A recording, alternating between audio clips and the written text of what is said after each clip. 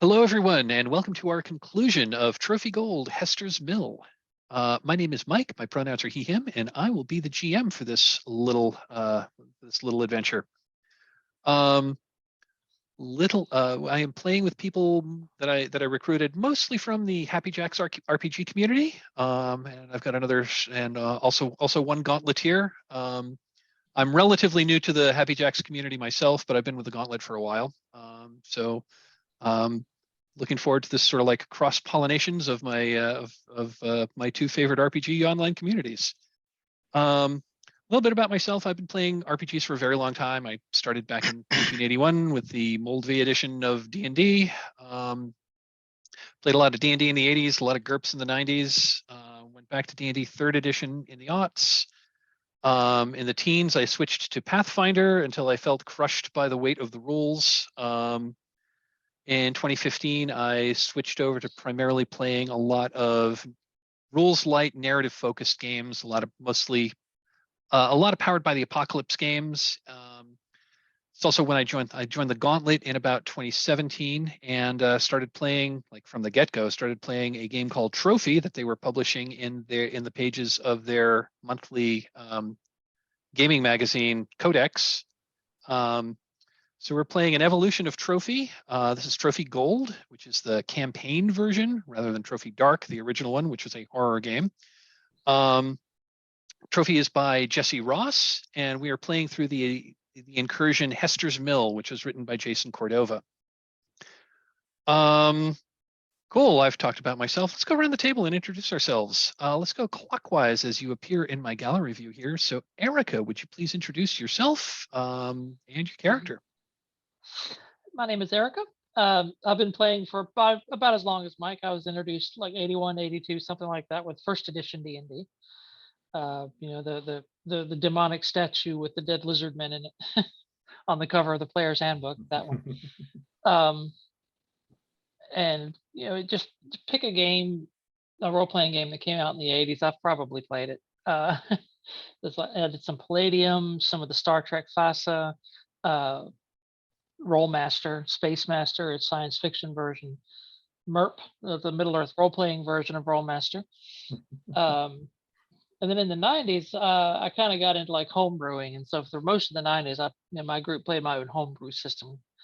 But then 3rd edition came out. I got into 3rd edition. I completely missed 2nd edition D&D. 3rd edition Pathfinder, that same kind of route. I did a lot of work with True 20 as well with Green Ronin, the D20 light based on mutants and masterminds. And then along about 8-9 years ago, I found Savage Worlds, and that's kind of been my weapon of choice ever since. I did play Pathfinder for a long time, but I finally just kind of much like with Mike, got buried under it, and just I prefer the rules lighter systems as well. Savage Worlds, like I said, is my weapon of choice, but I also like PBTA, and I had fun the first time I played this. I missed last week, but I'm here now. We'll get caught up.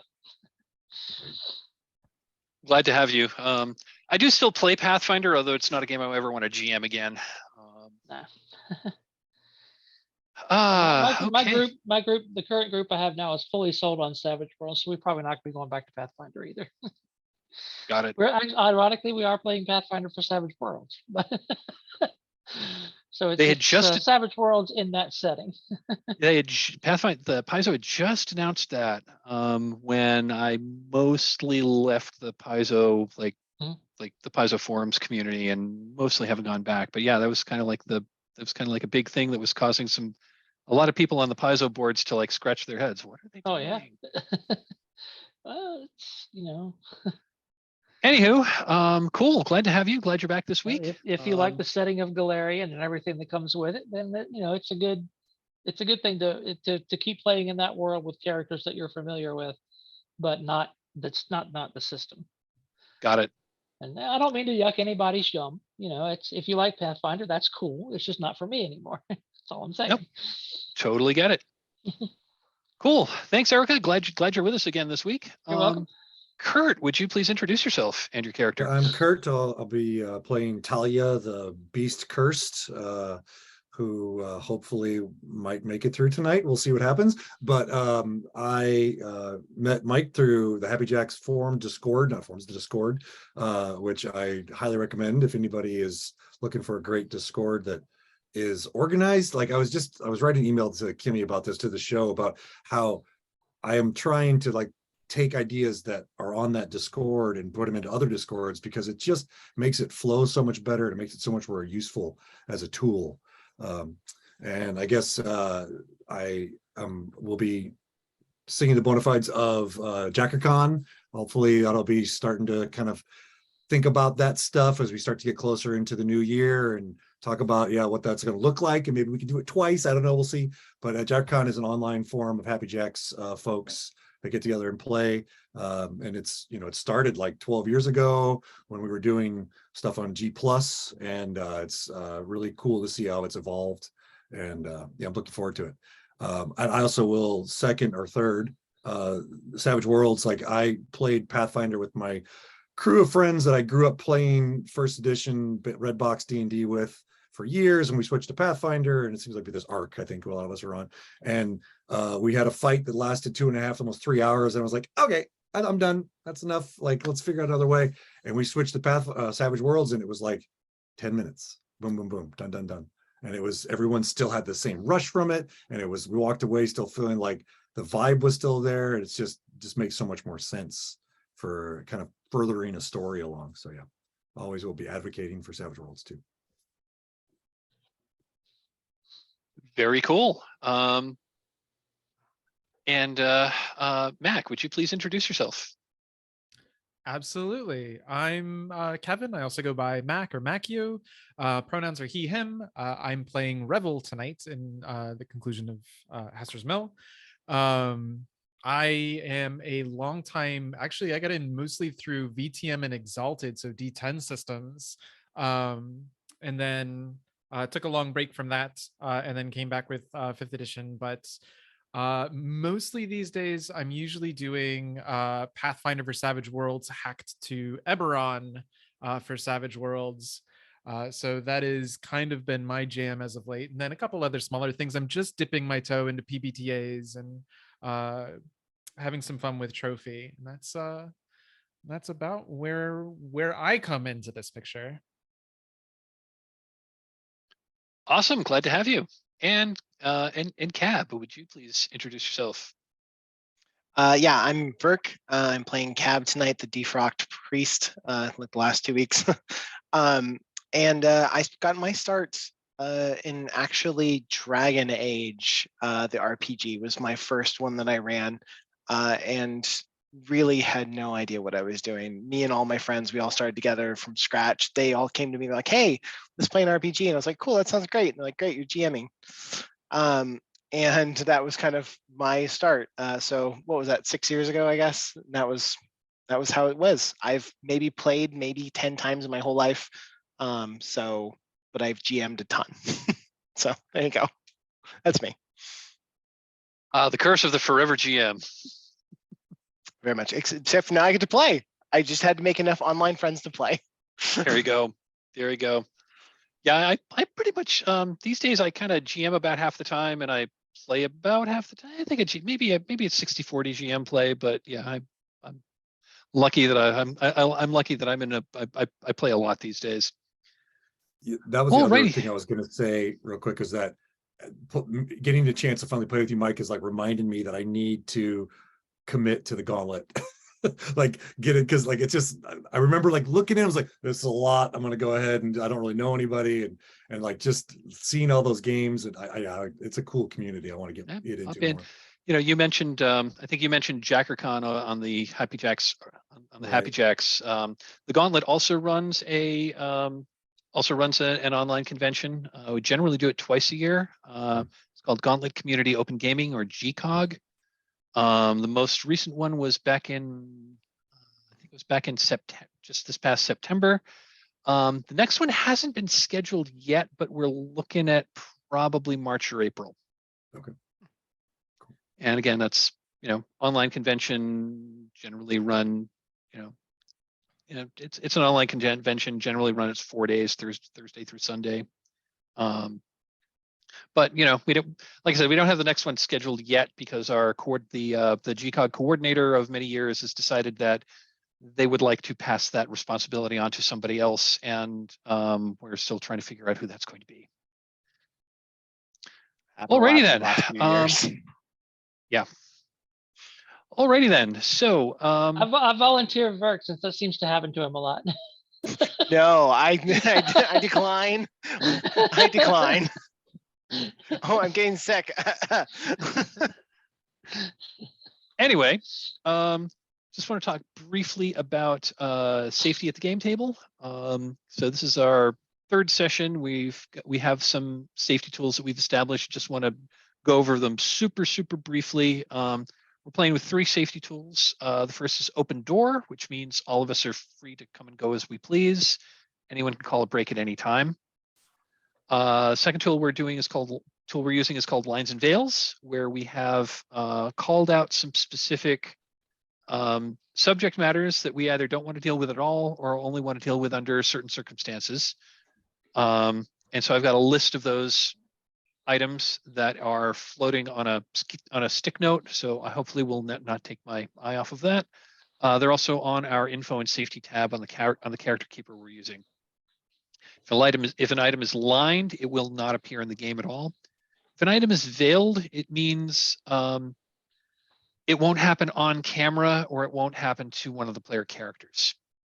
We also have a few other things that we've got an ask first tag on, which means before we introduce that thing, we'll have a quick out of character chat to put some parameters around whether it's okay to engage and under what circumstances.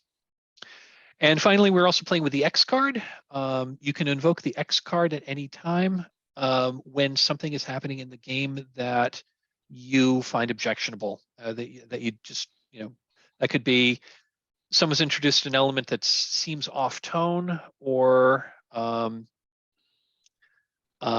is taking the story in a direction you really don't want to go to, or if you think we're starting to head toward one of our lines or veils that whoever introduced it and also the GM didn't notice. If you think we're starting to go in that direction, please X card. When you invoke the X card, you're telling us that we need to pause the game and have an out of character discussion about what's going on. You need to let us know what, let us know what it is you're objecting to. You do not need to tell us why, but we need to know what so that we can right the ship and figure out how to go on, whether that means we'll replay a scene like without that element, or if we'll like rename something, or we'll have a discussion like adults and figure out what we need to do to change it to make the game fun. Because the purpose of safety tools is to emphasize the fun. All of us have different life experiences. What might be fun for you is not necessarily fun for me, and safety tools allow us to emphasize, to do our best to have a game that's fun for everybody. That is my super abbreviated safety tools discussion. Do we have any questions before we go on? Not for me. Awesome. Let's see, breaks. I'll probably, so this game is supposed to go 3 hours, so I'll probably call a 10-minute break about halfway through. If anyone needs a break sooner or after that, please use Open Door to say, hey, let's take a break here. Okay, recap. So our four treasure hunters had heard of a legend of a lost village called Hester's Mill, which was in an area called Torrens Bend, which was once a breadbasket of the region. Very productive agricultural lands. A long time ago, 100-ish years ago, Torrens Bend had been conquered by an itinerant warlord who is known as Lord Galdrin. And according to legend, Galdrin did not respect the local religion of the region. Most of the locals revered a saint known as Saint Hester, who was the saint of the harvest. Makes sense. This is primarily a bountiful agricultural area. But Galdrin would make fun of Saint Hester and would and was persecuting Saint Hester's followers. And according to the legend, the people of Hester's Mill eventually couldn't take this anymore, rose up in revolt, killed his soldiers, killed Lord Galdrin, and and chased him out. However, the level of brutality that the villagers exacted upon Galdrin and his forces was so terrible that it offended the saints, the very saint that they were defending, and Saint Hester then cursed the land in punishment for the bloodshed. And again, according to legend, the land was blighted and all of the people moved away. And the land has been allegedly cursed ever since, which is why nobody has lived there for a long time. You think you know where, in the general area where Hester's Mill is. And again, according to legend, the people left in a hurry, which means they probably left a lot of expensive stuff behind. And since you're all hard up on cash and have no better prospects than to go poking around dangerous parts of the world looking for treasure, you all have banded together and have gone in search of Hester's Mill. So in our first 2 sessions, you found an area in Torrens Bend, which was apparently Lord Galdrin's keep. You poked around Lord Galdrin's keep to try to find evidence as to basically where to go next, because this is a large area. You can tell now it seems to be pretty fertile in that vegetation is growing back. You see signs of once cultivated fields that seem to be perfectly fertile, but there's no one there to tend them anymore. So you're not really so the land is obviously not blighted anymore. But you poked around Lord Galdrin's the ruins of the castle. You fought some monsters that you are calling lurkers. You found some treasure, and eventually you found kind of a moldy tapestry. But when you brought it out to the light, it was a depiction of Lord Galdrin's demesnes. The next day at sunrise, you went up to the remains of the tower, and between what you could see on the tapestry and the landmarks you could see from the tower, you figured out which direction you should go to try to get to the village of Hester's Mill. You followed what you at first thought was just a game trail, but it turned out to actually be the remains of a road. Which means you have pushed on to the next set. Quick review of the rules of one of the rules of Trophy Gold. Trophy Gold is broken up into sets, which are area if it were a dungeon, it'd be a group of rooms that held a thematic that had a thematic thread. This is more of an outdoor adventure, so this is one area of the adventure. Sometimes you need to resolve the situation in every set has a resolution, so it's a thing that I will tell you as players that what you need to do to solve the set.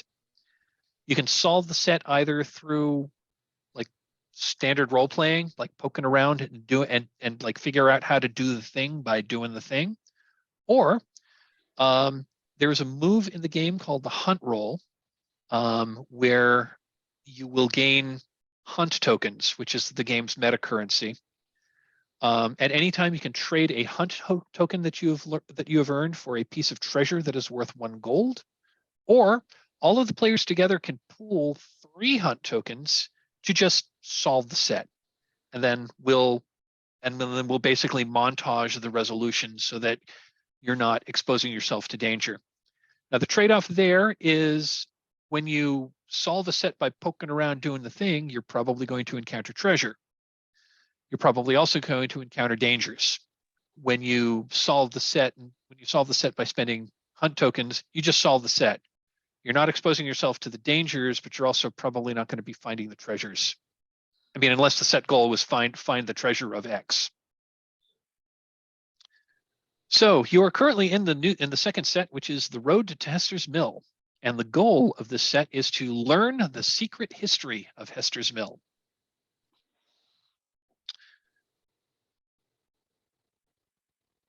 So, so the road is overgrown, but easy to follow once it's found. When the treasure hunters first set out, they are in an elevated position and can see all of the important areas in the remainder of the incursion. So you can see the 2 points of interest that are part of this set, and you can also see the 3 other sets of this incursion. So from here, fairly close to you, like off the road, but kind of on another, because you're coming down off a ridge.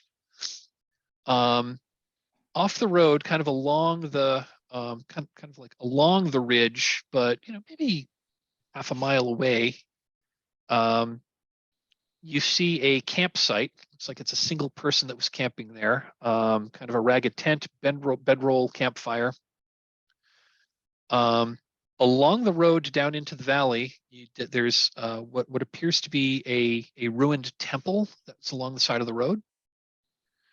And then the road continues into basically the ghost town of the village. On the ridge across, like on the other side of the valley, at pretty much the same level you are on this hill, but on the opposite hill, you can see a farmhouse over there. And the farmhouse is like among a field, and the house looks like in remarkably good shape, considering it's probably been abandoned for a long time.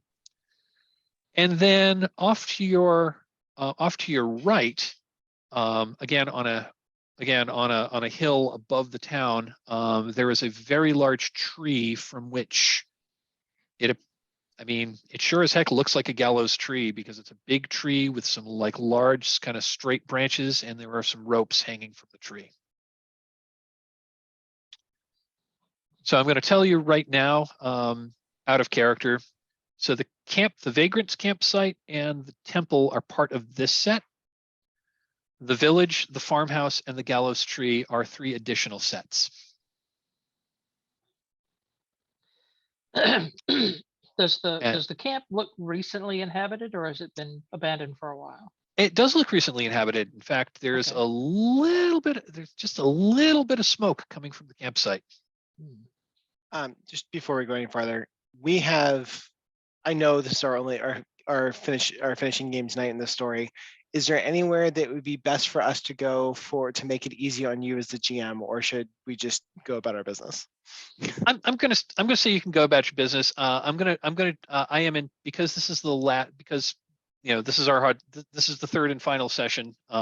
We could probably get another session or 2 out of this game at the rate we've been going, but I'm going to do our best to like kind of hard frame scenes and like push people forward as best I can to get to a conclusion. One other thing I do want to point out is that there have been times I have run this incursion where where the players like encounter like the bad stuff and look at how much treasure they've gotten, and looked at their burdens and said, you know what? We can meet our burdens. That's really scary. Let's go back to town.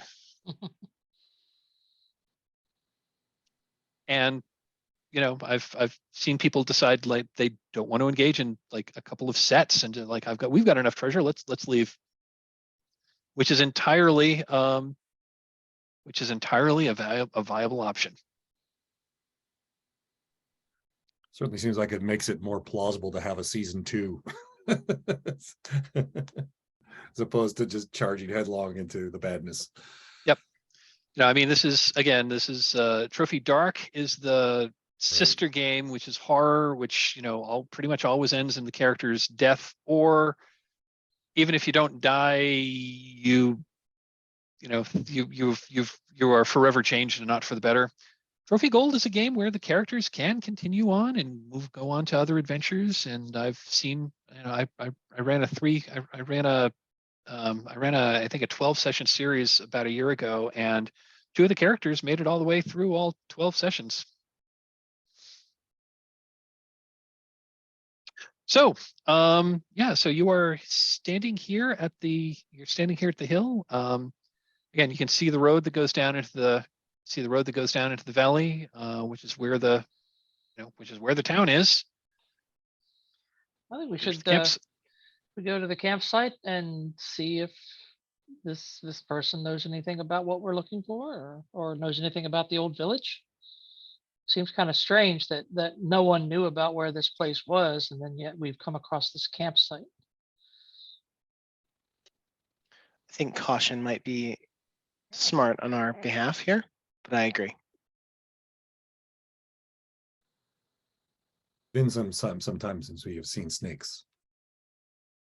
I still have one lost in my pack. I haven't found it yet. Weaponize that. Just open your pack and Possibly. I may have some tricks up my sleeve to tame it, but I have to locate it again first. I didn't realize my pack was quite that large to lose a whole snake in. But anyway. Yeah, where'd that snake go?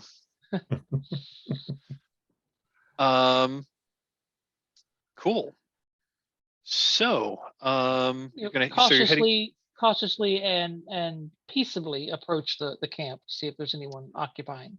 Okay. Why don't you go ahead and so what does that look like as the party approaches this camp? Weapons not drawn or anything like that. We just kind of approach cautiously and stay a decent distance away, maybe 20, 30 feet away, and just call out, "Hello, is anyone there?" hand on my weapon though. Okay. It may not be out. So as you approach the camp, you hear from like you hear like the sound of whistling, like someone is whistling a tune from that direction. Mhm. And as you approach and you call out, you see a little bit of rustling in the tent, and kind of an older, kind of bedraggled looking man like comes out of the tent and like squints at you in the sunlight. He's kind of lean, kind of rangy. He's got kind of like a long beard. It's mostly dark, but with some streaks of gray in it. He's got longish, kind of somewhat unkempt hair. His clothes look, his clothes are very rustic. They seem to be they seem to be old, but they seem to be fairly well cared for. They've been regularly patched and repaired. And he gets up and he looks out at you and says, "Well, hello there. I don't get very many visitors."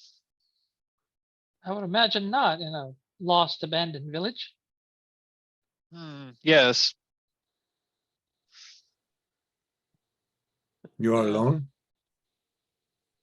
I am indeed, he says. Dangerous to be alone.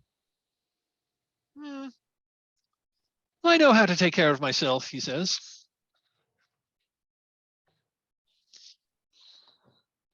So What brings you to this valley, if I may ask?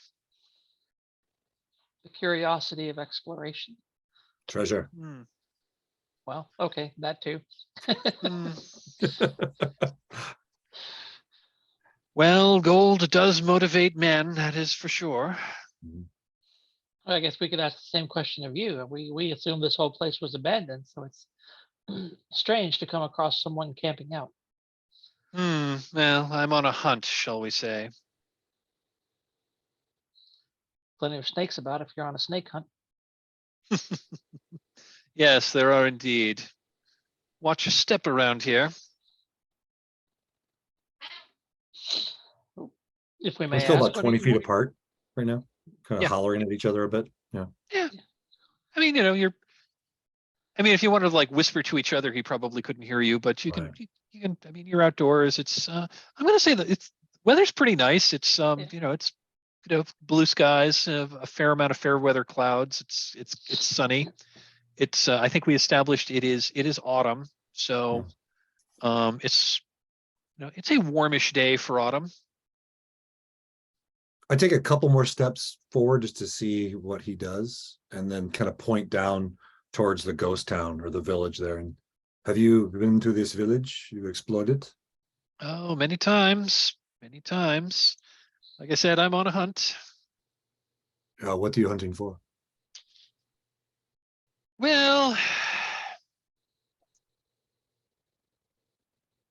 I'm always I'm after some elusive quarry. Let's leave it at that. And like I just kind of like look all over you. Does he have a weapon on him? Does he look? Do I see? Well, I mean, like looking at him, he does look like he looks pretty fit. Okay. He does look pretty fit. He's Picturing Mad Prospector here for a second. Okay, it's Yeah. changing. he looks Yeah. pretty fit. His camp is very simple, but it seems pretty well ordered. Okay. The tent that he's using is clearly he clearly didn't buy it. This is clearly made from like animal skins and pieces and like tree branches. He's also got a crude like stump tape. He's got a crude stump, like a large stump as a table, and a couple of like just sawn off, like cut off tree stumps that he's got as like one stool next to it. The campfire is very simple. He's got like a wooden fire ring around it. Looks like he does have and it looks like he's got like one of those iron tripods with a cooking pot hanging from it. And they look old. And again, everything looks well cared for, but rustic, simple, and at least the cooking pot looks pretty old. So Cab kind of takes a couple steps forward, and he's like, "Greetings, my child. My name is Father Cab, and I would love to hear your story of how you got here. You seem to be a little out of your element." And I'm just gonna like just walk up to him like I don't have a care in the world. I'm a man of the cloth, after all. Brilliant.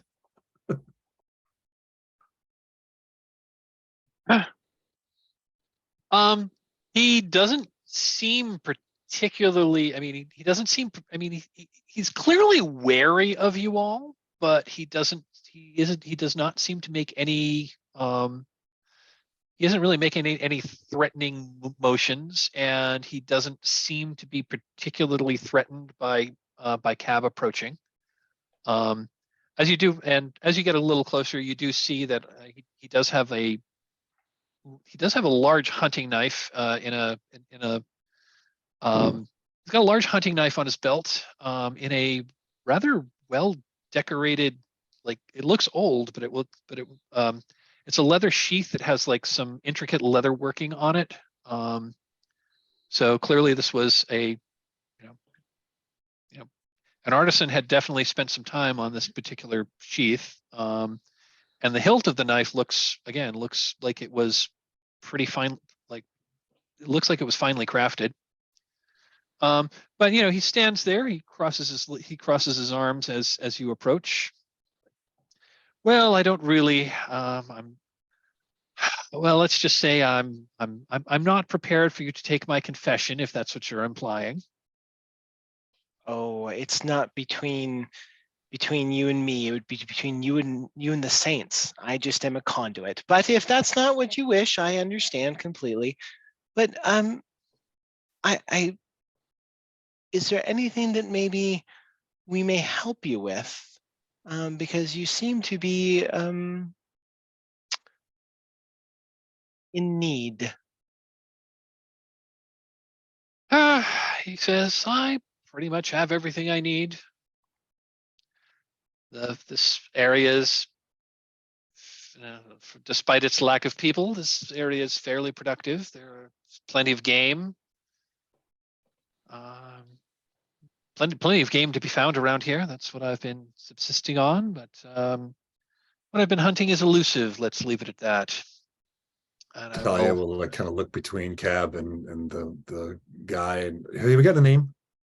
He has not given you a name. No. Okay, all right. I just looked towards him and like kind of a little bit of low growl, like, and just kind of like stick her spear into the ground.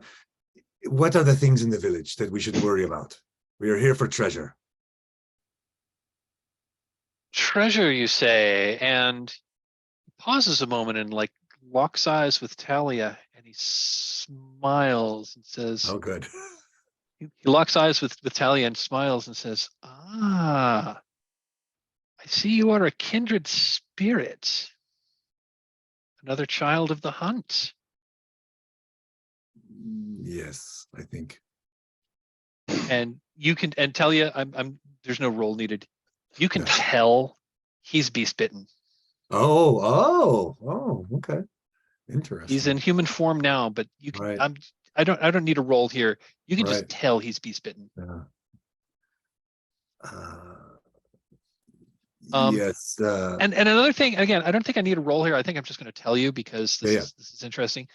A lot of times when people are beast bitten, when they revert to human form, sometimes they don't really remember the recent past. Right. So he may be kind of like reliving the same day, like from his perspective at least, kind of like reliving the same day Right. time and time again. He No may not. memory of, yeah. He may not have memory of like the stuff he did like earlier in the Okay. week. Again, some people who are like truly beast bitten, it's their beast form that has all the memories. Mhm.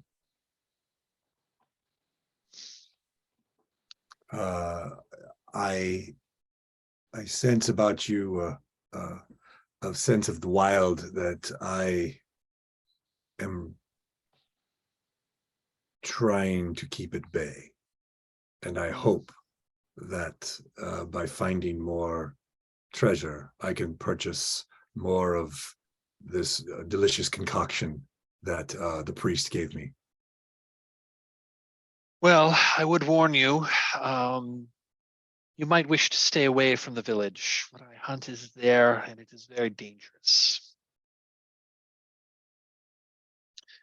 In fact, you should probably return. Forthcoming Well- forthcoming details would be nice. Some specifics. Yes, dangerous how? How tall? Well, I Small? haven't quite found it yet, but there's a force down there, a being. I can sense it, I can taste it, I can smell it. I haven't quite put my finger on it yet. And it calls to me, and I wish to destroy it, but it has been elusive. But it is a dangerous place. The village is cursed. You would do well to avoid it. Perhaps if we go as a pack, this will help us.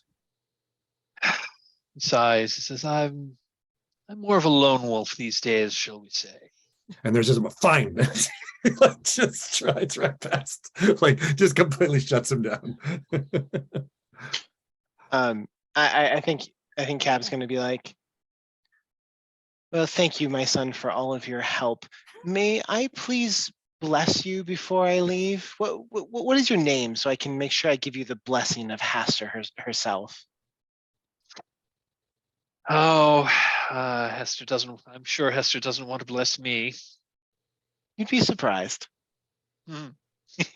He chuckles a little bit. You might be surprised. So be it. Good day. And I'm gonna kind of walk after Talia, I think. Got it. If the village is as dangerous as you say, we should perhaps follow up with our companion. You doing anything? Rebel, are you doing anything? No, just enjoying the conversation, and then we'll just sort of like shrug our shoulders at the old man and go running off after Talia. Okay. I didn't know if you were gonna didn't know if you wanted to look around anymore, but yeah, okay. When I go past, I want to see if I can sneak a peek into the tent.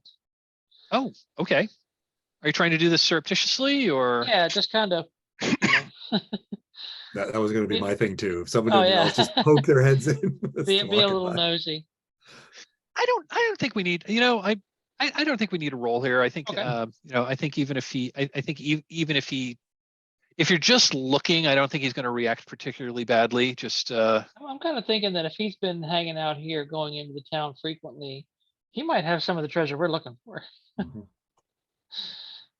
so like peeking in his, so like if you're heading back past his tent and you peek in, I'm just going to tell you that inside it's pretty rudely furnished. There's he's got a bedroll that's made of animal skins. There's he's got a couple of, he's got several like little pieces of like basically little statues that it looks like he's like whittled down and carved. Like they're not particularly skillfully made. It looks like it's the sort of thing that you do when you're bored. But yeah, they're like little wooden statuettes of like woodland animals. Okay. However, two things of note that you do see in there, and that is there is an actual chair, like not crudely made, like there's a chair in his tent, and over the chair is a suit of what looks like very well crafted chainmail. And leaning against the chair is a sword in a scabbard. Okay. And again, the hilt of the just glancing at it, it's a well used, perhaps old, but very well made sword, and both the armor and the sword look like they are very well taken care of. Rebel territory. Yeah.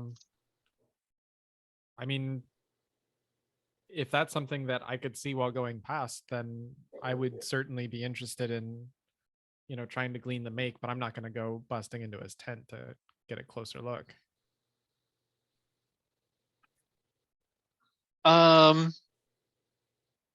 Yeah. Actually, I'm no, I'm gonna use a little bit of diplomacy here, and I'm just gonna go back and be like, hey, that's an interesting sword and armor you've got. Where'd you like? I'm something of an aficionado myself. Really, he says. No, I was once a long time ago. I was a different kind of person, and I hung around with some very important knights. I always loved showing off their swords. But yours looks pretty interesting. Where did you do any time in the service? He says. I'm trying to think if I want to roll here. I think I want to roll here just for just to see how this guy reacts. My dice roller.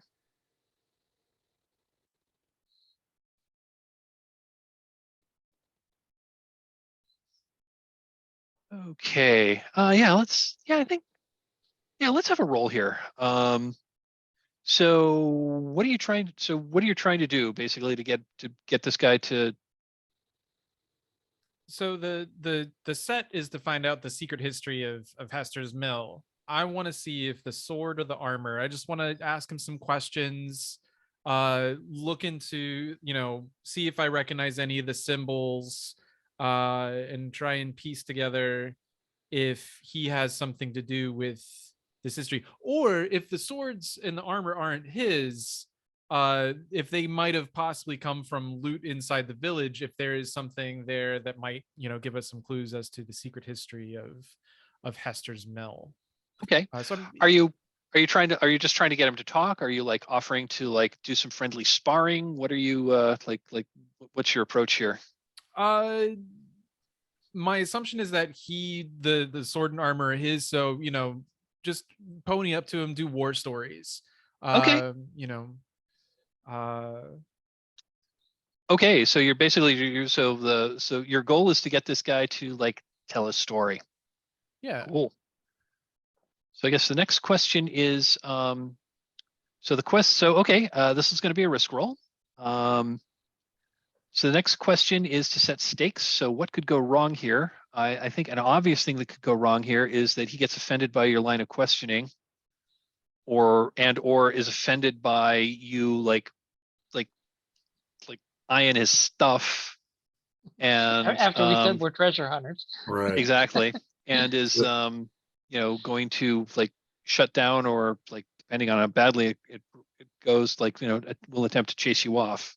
The other thing I thought about too is that to lean on what Revel did last session, maybe he recognizes him. I was You thinking know, he there's a could moment. be. There's a moment like where he it's could like, be- oh yeah, you were at the battle of that, whatever. I'm actually just like from backstory here. I'm just going to say no. You don't actually Okay, recognize him. Okay. Gotcha. Because I've got some. He's got some backstory, and that would Gotcha. not be No compatible. problem. Okay. Anyone else have any ideas of what could go wrong in this interaction? Well, sounds like about it. Yeah, I mean that. Okay. That he So doesn't like the line of questioning or the fact that we're snooping around his stuff. Touch my sword. yeah, exactly. Yeah. Okay, so I guess let's talk dice. Do you have any skills that would be helpful here? And I certainly see one on your list that would be helpful here. Weapons makes the most sense, sir. That's what I was looking at. So you can get a light die. You can get a light die for weapons. Next question is: would you be interested in a devil's bargain? Throw something my way.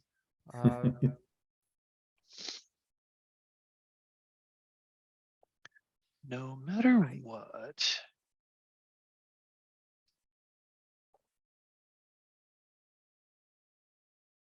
No matter what, this vagrant, no matter what, this vagrant is going to reveal that he has. No matter what, this vagrant is going to reveal, like this vagrant's allies will reveal themselves. Oh.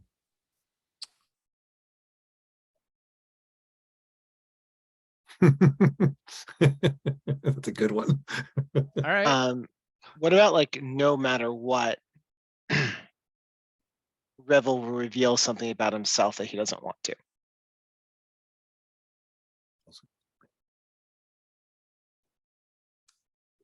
I like that.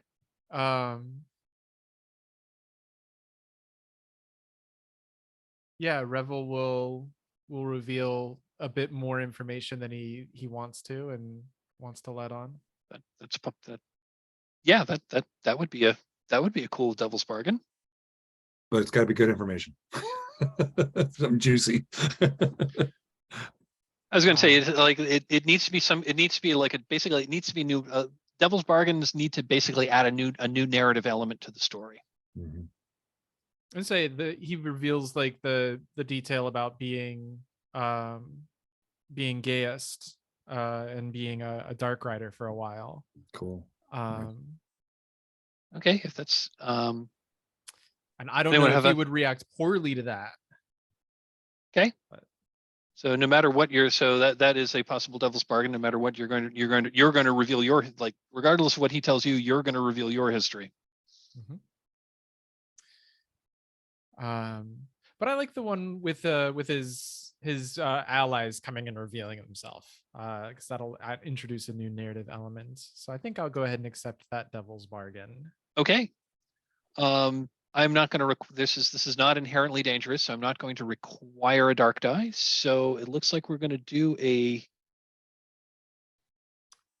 2 lights. I accidentally muted myself. Looks like so. This is going to be a risk roll. Going to be a risk roll with 2 light. All right, on the way. That's a 6. Oh, perfect. Nice. 6 light. Perfect. This goes exactly the way you wanted. Go ahead and set the scene. What does this look like? And so what does this conversation look like? And I'll tell you what's your end of the conversation, and I'll tell you what he reveals. I think Revel has in his backpack a little, drinking booze. Something to keep something other than the fire to keep him warm at night. So he sees the armor as he's walking by with Sarah, and goes, wait a minute, and walks back and pulls out a flask and goes, I was in the army myself. I saw a lot of equipment looked, something like that, offers in the flask. And it's just a cordial sharing of stories. I don't know what exactly information I'm going to get out of this, so I don't want to put words in his mouth. It sounds like he has a little bit of a backstory there. But Revel, talks about a battle that looked something in the landscape, sees something, we charged down a hill that looked just like this. It was 500 of us in an infantry charge, and craziest day of my life. There were bodies going everywhere. There's a cavalry charge that came in from the side. I didn't think I was going to make it out alive. And then passes in the flask, and I certainly hope he gets to talking.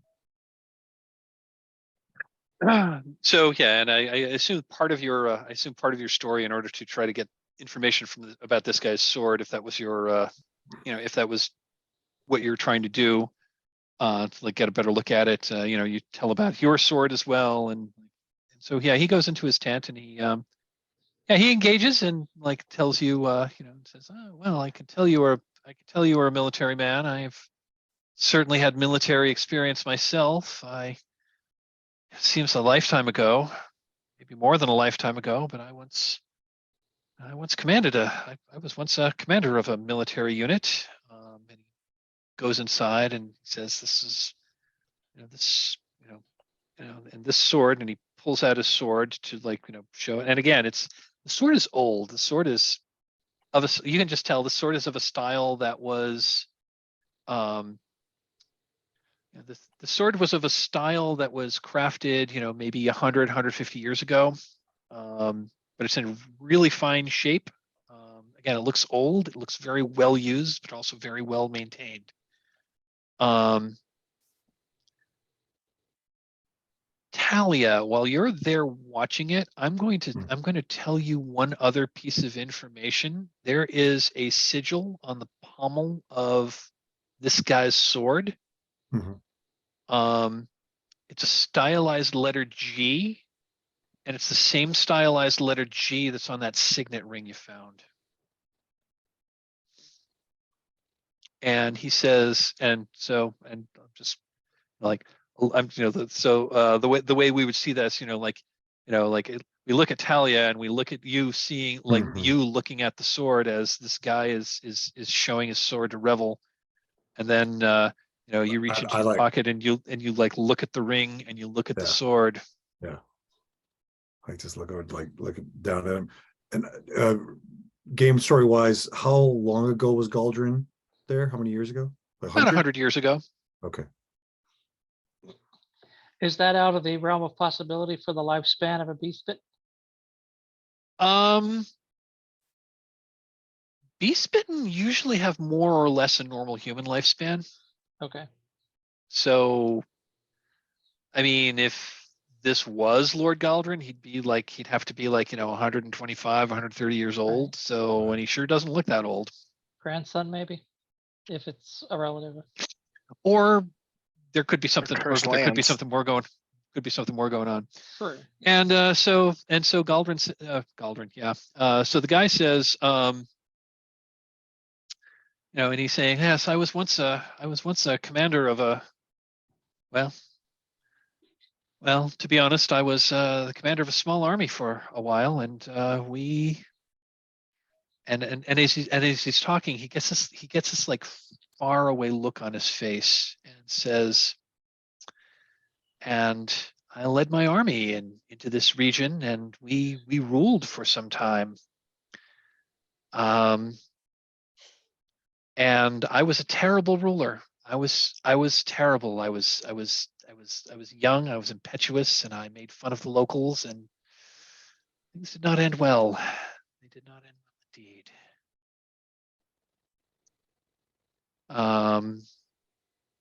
But So you are here to make amends for this now, Lord Galdrin?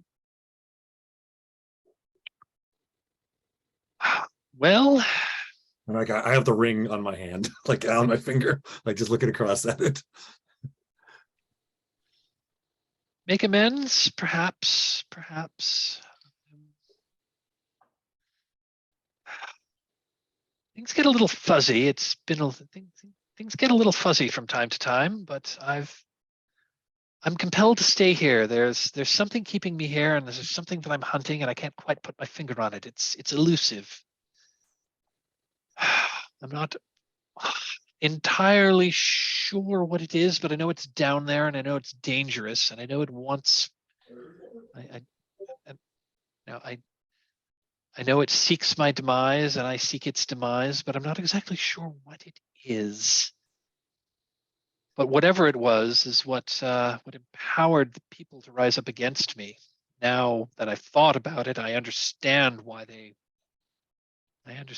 did what they did. I was a terrible ruler. I was young, I was impetuous, I was drunk with my own power. I used it to selfish ends. And here I am.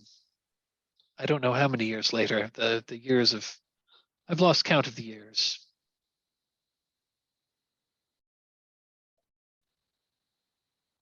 You've been given another opportunity to redeem yourself. Perhaps the redemption I seek is finding my quarry, but it has been eluded. It has been eluding me, and it is extremely powerful. It is And it's in the extremely village, powerful. you think? I know it is in the village. I can't quite see it. And the The treasure. villagers. I'm sure there's treasures there. I have no use for treasure at this stage in my life. I haven't gone looking. You're the first I've seen here in a very long time. And the last, he chuckles. No. And of the others probably and of 100 years. and of the others I've seen come and go here, the other scene I've come here, I've only ever seen one leave. Only one leave? Yes. Hmm.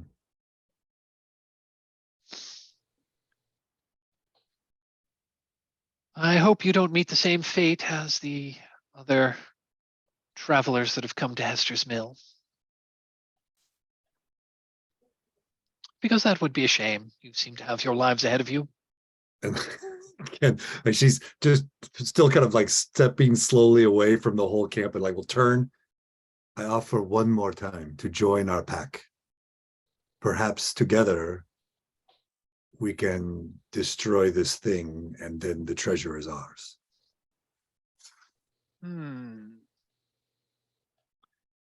So, let me consult my notes just a moment. and like Talia's very ready just to like, I am done with you. I'm done with you.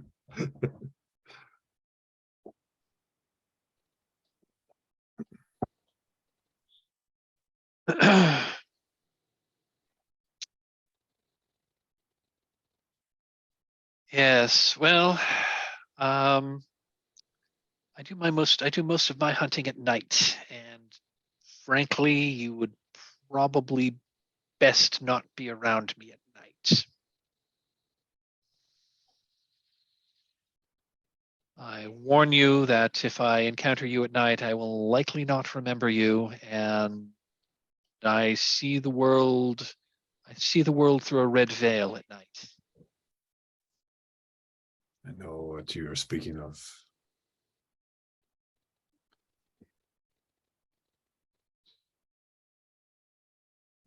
Good luck to you then. Thank you. Good luck. Good luck to you as well, and be careful down there. Again, I warn you away from the village. There's danger. There's great danger there. It may appear peaceful, but I assure you it is not. You're dangerous as well. Thank you. Good day then. Good day then. And you be well. It was a fun little chat, but we gotta get going.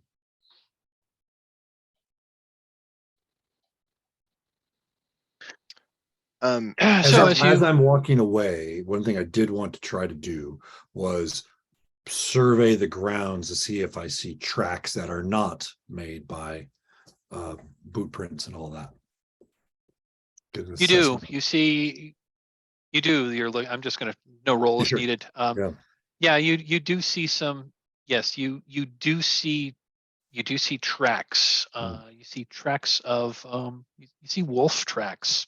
Okay. And as you walk away, this is the devil's bargain revealing itself. As you walk away, you realize that in the like hidden in the bushes and in the undergrowth on the outskirts of this guy's camp that he had cleared a little way around, um, at least a dozen wolves come out from the at least a dozen wolves come out, and they just are, and they are standing there and they are like looking at you as you leave. And Galdrin is standing there, like, you know, his back is to them, but he clearly knows they're there, and they are all watching you as you walk away. And I think being around that many wolves at once, like the Talia's pelt like drops down over her face again, and she just starts to crouch low and just start to do that, like sussing out, wolves sussing each other out, like just drops in deep into wolf mode. Got it. So these wolves aren't really moving, but they are watching you. Yeah. They aren't threatening. They aren't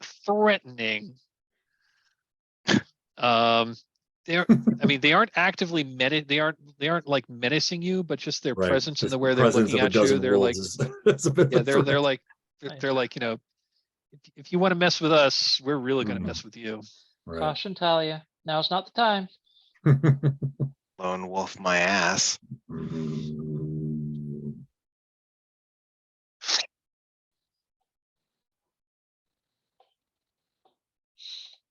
As we're walking away, I kind of want to say to them, like, can you imagine 100 years looking for redemption when everyone knows there's no such thing? Ridiculous. Perhaps not What are you for someone talking like about? him. You don't even know what it means to be damned. And I'm gonna like look you like right in the eye, Talia, all your freaky yellow eyes, and like point to where my like collar should be. Right. And I'm like, You are just a quitter. You don't know what it means to be damned. and like you see, it's just like Cap's face is just, it just loses all like emotion, Okay. and he says, "You're right." And I'm just gonna turn away and walk away. It's like, So are you heading? So cool scene. So like that. let's see. Let's do one more scene, and then maybe take our break. So as you're walking, so you return to the road and you're heading back down into the village, and you do pass this roadside shrine. It's just a few paces off the road, off to your right, and it's the kind of shrine that you see in this part of the world. It's it's like a kind of a basically it's a round building with a thatched roof. The thatching has fallen away, so whatever's inside is pretty much open to the elements at this point. Oh yeah, there's a door there, and looking at it, the exterior is decorated with carved symbols that are sacred to Saint Hester: cornucopia, a sickle, sheaves of wheat, gourds. The wooden door inside is has fallen off its hinges, so you can just walk right in if you want to. We will approach.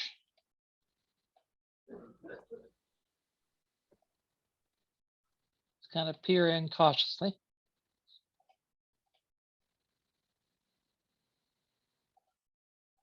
Another temple of false gods, always enjoyable, but I'm gonna peer in as well.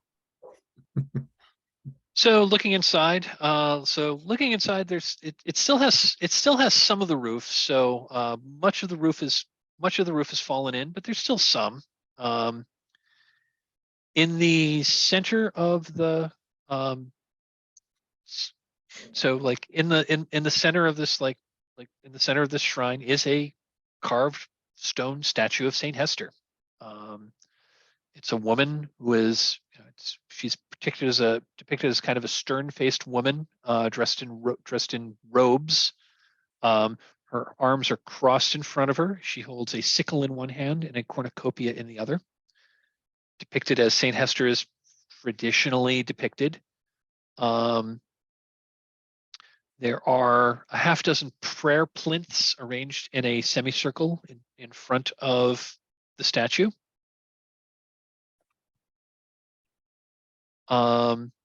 And it looks like there is an offering bowl, which is set immediately, which is set at the feet of the plinth, right in front of the statue.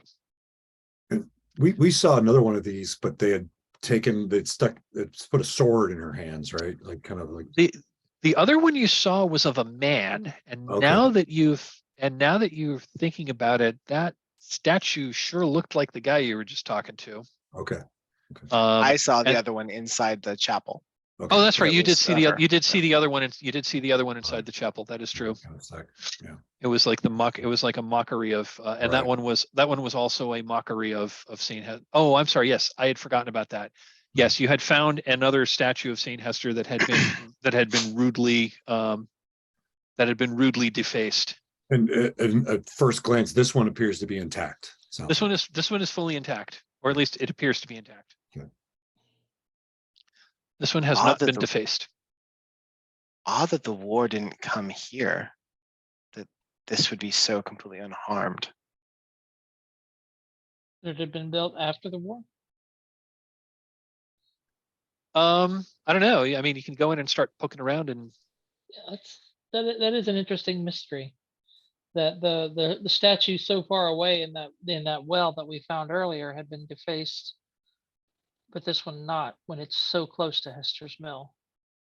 and the temple itself is just collapsing in, part of it at least.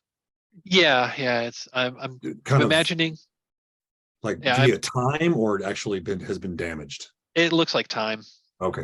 It looks like it's just time. This is a like one of those I'm imagining that the shrine was like one of those like round it's like one of those round like mud like one of those round I'm thinking can't think of the name. It's like those like one of those I'm imagining like one of those like Bronze Age like round houses that they built in England. Oh, I see. Right. The rest of the construction is much more modern, but they use the old style to build the temple, to build the shrine. But with like brick walls with the plaster and a thatched roof. But the I thatched look- roof is just collapsed with time. The offering bowl. Is there anything in the offering bowl? There is yeah, you can just see that. And like I kind of, as I'm like walking up to the offering bowl, I look over my shoulder and say, there are many saints, Cab, in the world, and they provide guidance to some and others. And obviously this one is a provider of Curses and ruining people's lives for 100 years. yes, definitely, and angry, and is a provider of comforts, for creature comforts that don't last. And whereas the cult of Darrowan believes in the hunt, and we take from those that provide. We cull the herd. And I just like look over. I'm going to dramatically scoop out what's in the offering bowl, not even looking at it. So we should engage mechanics here. So Yes, let's please. so this does sound like, so you are like asking questions about the world and like exploring the situation. So this is going to be a hunt roll. Okay. So it looks like you're basically just like looking for stuff. Yeah. So I'll use my hunt skill. Sure. So that'll be a hunt 2. Okay. There we go. 4. Okay. So you take a token. Okay. I am also going to tell you that you scoop like what was in the offering bowl. Let's What's find in the out. bowl? Yeah, what was in the I offering don't even bowl was look, I a just look at you the whole time. Kept Love that. Yep. holding it. so yeah there was it's a handful of pieces of polished amber, Oh, and it's worth a gold. okay, cool. Nice. Something terrible. The terrible thing that you see in here is now that you're inside here and you're poking around, the terrible thing that you see is there's a human skeleton that's like that's like lying on the ground, like along the wall, like lying next to the wall, kind of behind the statue, such that you didn't see it at first. It also looks like some pieces of the roof had fallen on it. And I will like take my pouch and just like again like just eyes with Cap and just drop all the amber in the hunt. Be careful, she-wolf. 100 years. That old haggard crone cursed these lands. Is that Like a- amber worth that? It's always worth it. I understand that. Anyone else doing Notice, anything like- here in the? Anyone else doing anything here in the in the temple? Any more poking around anyone wants to do? I will observe a ritual, because Hester was a a saint of the harvest and that sort of thing, and I'm the swirling court is an autumn court in the Fey world, so nothing major. I don't really have anything to offer, but I'm just doing a slight observance. Oh, okay, you're doing it. I'm skilled in rituals and gods and that sort of Okay, thing. so you're performing a small R ritual. You're not casting a ritual. Okay. Right. Yeah. A minor Small religious R. observance of some kind that would be appropriate in a setting like this. Okay. Well, it does sound so. Some of my compatriots are being kind of a little disrespectful of a saint that I would, probably. I actually think really nothing like of. that idea. As we're fighting, you're in the back, like, no, I'm just gonna burn No, this stick no, or no. whatever it is. Yeah. Like, no. It's You're doing- them, not it. I'm not doing this. It's them. It's I not. don't me. mean Got it, it. I swear. Okay, so you're going into the temple and you're just performing a ritual. Yeah. Okay. Just a minor observance of respect or whatever. I mean, that would be I think appropriate. I think that's gonna trigger a hunt roll. Okay. Let's see what happens. So I think you've got the ritual skill. So this is going to be a hunt 2. Okay. There's hunt. Alrighty. So 2 light. Sorry, forgot to mute Yep, myself. that'll be 2 light. Alrighty. Okay. A 2 and a deer. Yeah. Yeah. Nice. The deer is a 6. So Okay, great. take a hunt token. Okay. So in the course of your ritual, you have looking at your other skills here. You have gods and trances. So tell us what does this ritual look like? I wouldn't really have anything to offer. So, basically it would be, kind of like a hand across the chest and bowing, and thanking for the harvest, and a blessing for the coming winter, and hope for the renewal of the world in spring. Nice. So in the course of you performing this ritual, you kind of get at one point you kind of get down on your. Mhm. I'm just going to say if this is okay. If this isn't okay, tell me. But at one point you get down on your knees and Sure, yeah. you get down on your knees before the statue, and as you lean forward almost in supplication, you notice that there's actually a trap door in the floor, right in there's a trap door in the floor Mhm. in front of the statue. Interesting. Perhaps she's showing us her blessing already. And I will try to open it, not being a rogue or anything like that. It opens easily enough. Okay. And it's dark down there, but there is a ladder. Shall we? Go Oh, ahead I'm and lead the sure this way. is fine. Yeah. I just take a big whiff, like just try to just lean down Tell me, what does your lupine nose smell? and I'll find out. It's musty, it's dank. Yeah. There's just a hint of rot. It's like when I smelled death in the castle, there were Yeah, terrible. it's not so much death, it's more like Yeah. vegetal rot. Okay. Mm. Can I light a torch and kind of like put it down there a little bit, see if I can see anything or if I need to drop it? Like how deep Why is does it? the kind of floor thing? move? Yeah, exactly. Like how far can I see? Snakes. Why'd there have to be snakes? So the ladder goes down about maybe 10 feet. Looks like there's and you know it's illuminated. So it's like there's like one large room down there. It looks like it's about 10 feet down. It's got a dirt floor. Can't really see the walls too well from where you are unless you.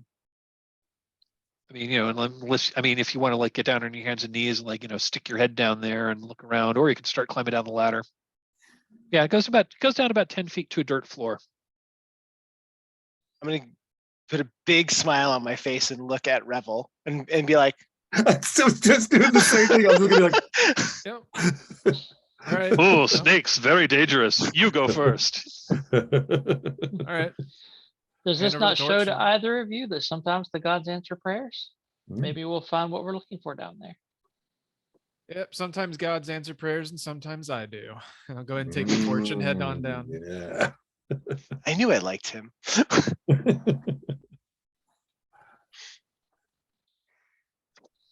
And I will actually go second. I will follow Revel down. Oh. Okay. So it's a large. So yeah, this room is maybe about. So this is a round room. It's slightly smaller than the diameter of the temple above it, but it's Mhm. it's maybe about 20 feet in diameter. So there are paintings on the walls. It's got a dirt floor. The walls have been plastered, and there's like drawings and paintings that are covering the walls. I'm going down as Added- well, by the way. Just FYI. Like I definitely would have gone down once they were down. And kind of at the far end, opposite, like at the far end, there is a small statue. Looks like it's carved of black rock. Hmm. And the statue is of a crow wearing a crown and holding a scepter in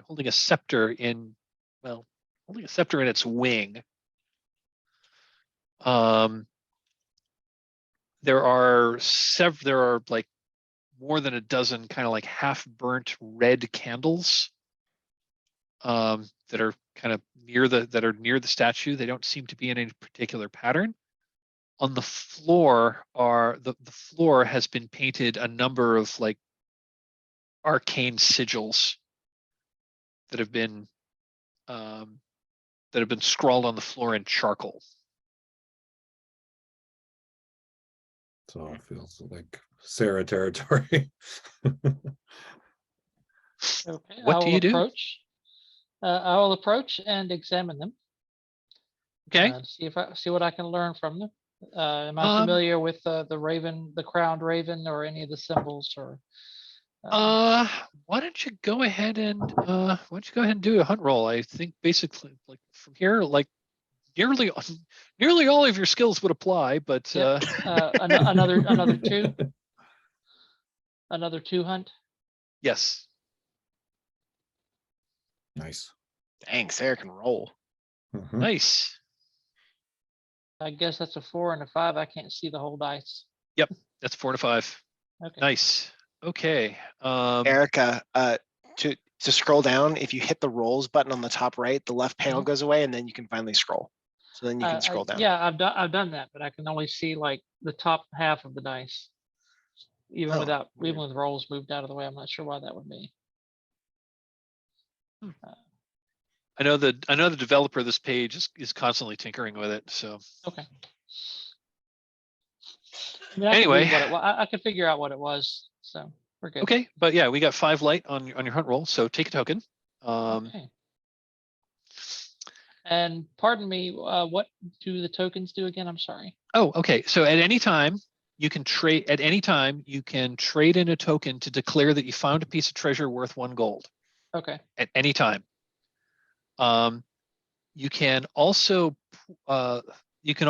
pool with the other characters. You can pool a total of 3 tokens to solve the set. Okay. And we'll narratively describe you finding what you needed to learn.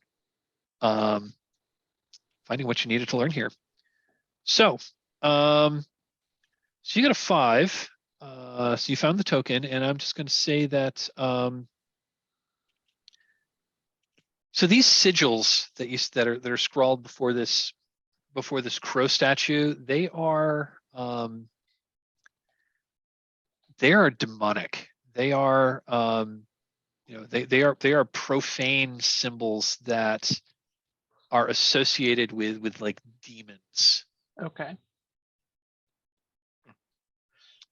And now that you're looking at this statue, Mhm. this statue may be a depiction of a demon. Okay. This is this shrine in particular is demonic. I'll kind of reveal that information to the others. Yeah, Yeah. Talia is about Just- a third of the way up the ladder now. Just like Yep. Oh, and looking back. and like I said, there are also those like paintings that were on the walls. Yeah, gesturing to the runes and everything like that. These are supplications, minor summonings. It's, I don't think do I they know? Do I worshipped do I know Hester. the do I know the name of the Raven King? If it's not the Raven King. I'm going to say no. You don't know Okay. the name of this particular team. You can tell it's a depiction of a. You can tell Sure. based on the sigils and the. There's just something off about that Yeah. that statue. But yeah, this is definitely demonic. How big is the statue? Not very big. It's only about it's only about 12 inches tall. It's like yeah, it's just set on the ground. But yeah, it's only about that tall, made of stone. Probably weighs about 20 pounds. Was- You just, and it's clear, it's very well carved. It's clearly valuable. Was there a lot of dust on the ladder? Like, are we the first ones down here in some time, or this been trafficked in before? It does Reason. not look like there've been it's pretty dusty down here. Okay. It does not look like anyone's been down here in a long time. There was quite a bit of dust and debris on the trapdoor you opened. Okay. I'd like to walk up to the statue and then kind of say under my breath, but loud enough that probably they could hear. Be careful, demons like fallen priests. I'm halfway up the ladder now. Yeah, and I'm gonna say Another couple of steps. when you don't worship the saints, who do you worship? And I'm gonna like slightly like bite my finger and just like drop 1 drop of blood onto the statue. And I'm gonna do it not really expecting anything, right? Like this is more of like just a reaction or whatever. If it happens, it happens. But I'm just saying like that's kind of what it is. I love it. Well, you're definitely interacting with the world. This is definitely a hunt roll. So good. So Looking at your skills, any of your skills come into play here? Alchemy, rituals, symbols, omens. Yeah, I could. Yeah, I was going to say either I Omens? think either rituals or omens is going to come into play here. Okay. So yeah, I think this is going to be another hunt too. Okay. Let's do this. Let's also say there has not been a terrible dice roll tonight, so probably now is the time. Well, there you go. Yeah, I know, right? 4. All right, not terrible. Yeah, that's terrible. all right. So take a hunt token. You're surrounded by terrible things. Yeah, it's true. Like real life. Your drop of blood hits the statue, and instantly all of the candles just light. Ah, jeez. Oh. All the way to the top of the ladder.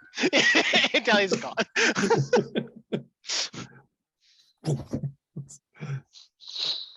So it's pretty well lit down here now. It's illuminating these paintings on the Uh, walls. I will What if the take paintings- Is anyone else still Yeah. down here? Oh yeah, Rebels sword out, ready to party. Let's do this, baby. I am making my way Do this! towards. I am curious, so I am making my way towards the ladder, but I've not quite fled yet. Yeah, what do the paintings on the walls look like now, especially that everything's like lit up and stuff? Yeah, we can see them better, Oh, that's great. unfortunately. That's so good. Well done. Well done. Yeah, that was awesome. Let's see. So you were checking out the paintings. And yeah, let's see. We've done a whole bunch of hunt rolls. So yeah, I think I'm just going to tell you here. So so like looking at the paintings and like nothing seems. I mean, those candles lit. Nothing seems to be happening. Okay. Oh, one other thing. One other thing that Cab notices when he looks at this statue. This thing isn't just carved out of black stone. Now that you see it up close and personal, this thing is carved out of onyx. This thing is valuable. Yeah, I'm taking it at once we're done here for sure. The Maltese For Raven. sure. Yeah. So looking at the paintings, and it takes you a moment to figure it out, but you figure out like where to start, and it just kind of like goes around and tells a story, and it shows like people of the village, like happy. There's a statue of Saint Hester. Things are happy. The next painting is soldiers have come in and they've like burned the fields and knocked over, and the statue of Saint Hester is knocked over. The next one, it's people working the fields, but there are like knights on horseback nearby that are like pointing swords at them. The next panel is shows the people of the village in a meeting room, and there's like a woman who's like, she's depicted to be a witch, who's in the center, who's gesticulating as if she's like giving a speech. The next is there's like a painting of the villagers clearly doing some kind of ritual, and above them is like this crow, but instead of feet, it's got tentacles, like hovering above them. And then the next, more of these crows with the tentacles are attacking the men on horseback and killing them. And the next one shows like a depiction of the keep that you saw in ruins. And the next one shows the crows with the tentacles attacking the people of the village. Interesting. We see now what gave them the strength to rise up against the twisted lord. And you have also solved the set because you have now learned the secret history of Hester's Mill. Woo, look at us go. They worship Cthulhu. Cthulhu! I've never heard someone use that before. I gotta tell Jason. Well done. Well done. Cthulhu. Oh God, that should become my moniker online. That's amazing. That is Right. awesome. I love it. You're welcome. You're welcome. So you've solved the Yes. set. looking at the time. Why don't we take a break? Why don't we take 8 minutes and come back right on the hour? Okay. Perfect. Okay. All right, see you in a bit. Great. See you in a bit. Play the call of the call of Cthulhu. Call of Cthulhu. Caw of The Cthulhu. caw And- of Cthulhu. The Caw of Call of Cthulhu. Sounds a little I corny to have me, but I like it. This is someone just that gets is worse. used to like looking for bennies. Like, it's like, give me my bennies, give me my bennies. I have to tell Jason. I have to tell Jason that. But anyway, That's gonna have to be a trophy dark setting. That's right. Okay. the Caw of Cthulhu. I love it. Paw of Cthulhu, a murder in the field. Oh, now I got to write something. Ugh. We'll be raving Okay. about it. Well, we are back. We have solved the set of the Road to Hester's Mill. You have learned the secret history of Hester's Mill. You didn't even have to spend any hunt tokens to do it. So I guess my next question is: there are 3 sets. There are 3 sets remaining. Which one do you want to go to? There is the village. Mhm. You're going to have to go through the village to get to the other 2, but that's, it's easy enough to do. You can just walk through the village and not interact with it. And so there's the village, there's the farmhouse on the Our side. there's the farmhouse on the ridge to the north of the village, and there's the gallows tree, which is on a ridge to the east of the village. Well, we Talia is came- striding purposely towards the village. Yeah, we came to explore the village, so let's do that. Let's explore the village. Okay. Yeah. The village of Hester's Mill. I totally took Cthulhu and it's in my bag. Just FYI. I put it. I put Oh, in you the took it? thing, just- Okay. yeah, I Well, definitely. then I will tell you. Put put statue of Crow Demon, 4 gold. 4. Oh my Whoa. goodness. It is worth 4 gold. But will I sell it? Okay.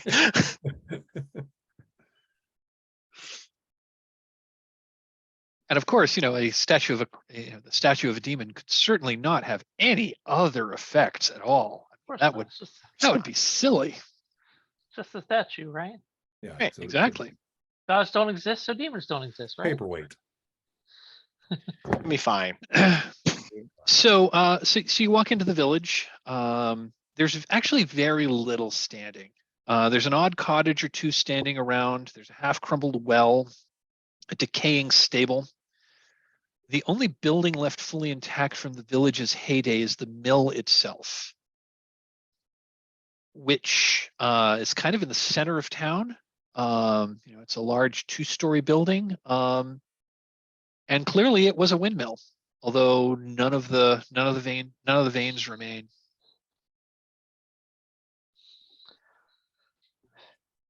Which I'm just going to tell you, like, looking at it is weird because you're not too far from a river. I don't know, these are a windmill and not a water mill. Windy Town, maybe. And I'm gonna start walking up to it and kind of seeing what it looks like, I guess. Yeah. And Like, Well, I'm according gonna to say- this, what's the mystery that we're supposed to solve here? Oh, I'm Is sorry. there- Yes. oh, yeah, So the figuring it out. so the set goal here is kind of giving something away, but you like hints were But, given. This is a mechanic that I'm interested in. Like I running this game, I'd be hesitant to give what the goal is. But it is part of the game. That's how it's written. Okay, yeah, yeah. The players know. Yeah. The set goal of this game is to gain the ability to see and hear the demon Malfast. Okay. That's pretty clear. All right. So as you're walking through this village, you do walk past one mostly intact. You do walk past one mostly intact cottage. Faded. There's a message that's painted in faded red paint on the outer wall of this cottage, and it says, "Malfast is king."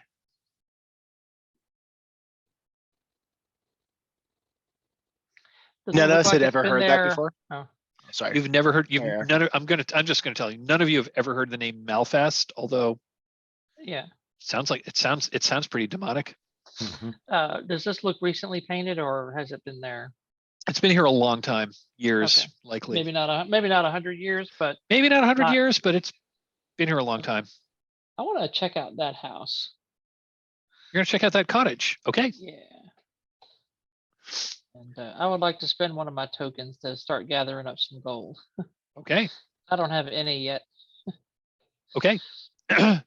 So, so yeah, you head over to the cottage. Mhm. Yeah, there's only a handful of cottages that are still like standing. The rest of them are more or less just piles of collapsed timbers, and this one is still mostly intact. The door is painted with symbols sacred to Saint Hester, although the symbols have been made profane in some way. I'm going to ask you, in what ways have Saint Hester's symbols on this door been altered in some way to make them profane? And again, her symbols are a scythe, a sickle, a cornucopia, gourds, sheaves of wheat. Okay. The cornucopia is spilling out. The fruits that would normally be coming out of the cornucopia have been recarved or whatever into skulls. So it is a Yeah, cornucopia nice. spilling forth endless skulls. Love it. More skulls, more Yeah. skulls. We're gonna do something with a cornucopia And too. the Oh, sickle skull. or the scythe has been bloodied. That's awesome. Yeah. Yeah, I feel like need to put on some corpse paint for this one. Yeah, there we go. Wait, are we playing Trophy Gold or are we playing Workborg? I think we're always drifting dark. We're always. I love it. That's fantastic. So yeah, you poke around. So you're going to open up the door and go inside. Yeah, it's as much of a door as there is to open after 100 years. Right. Okay. Yeah. So so you're poking around. Let's go ahead and make a hunt roll. Okay. Do any of your skills or piece of equipment would come into play here? See, I don't really think so. Like so like inside, so this cottage has got like 2 rooms. It's like got a large, it's got like the large common like kitchen / living room. It's got a smaller room behind, which is clearly a sleeping area. Well, I've spent one of my tokens. So that gives me 1 gold. So I Okay, do well, find something. I was going to say, well, let's do the hunt. Let's do the hunt Sure. roll first and see. So you're rolling. But Let's see what I'm rolling. I was going to say, actually, if you want to spend the hunt token now, let's go ahead and just spend the hunt token. Okay. And poking around, I'm going to tell you that you find a fine copper washing basin that is worth 1 gold. Ooh. Okay. And if you're gonna like poke around to try to find more stuff, yeah, let's do the hunt roll. And